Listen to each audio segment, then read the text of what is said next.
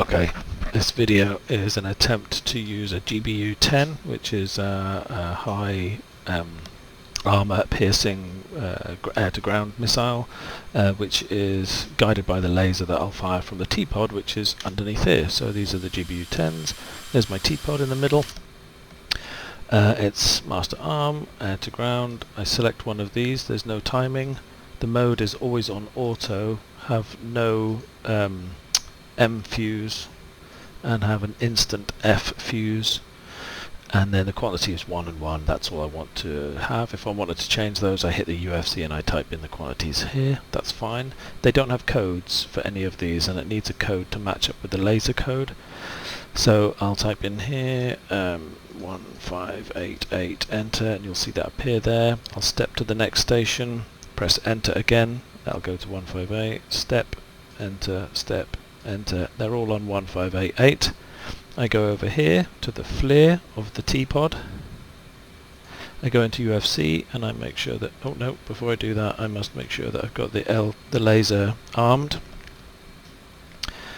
which means I actually put LTDC as 1588, so that's my laser code 1588.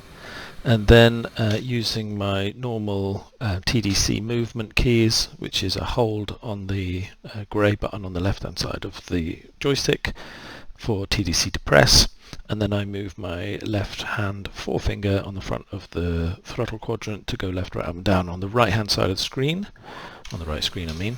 But first I use the knurled black button underneath the weapon release. I hit it right to get the diamond here to show me that sensor select, and then away I go.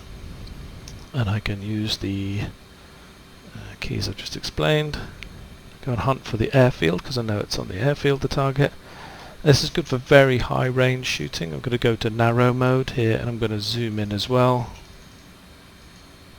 so that I can actually see it, because it is, I'm sure there's a white hot here somewhere, I haven't found that yet.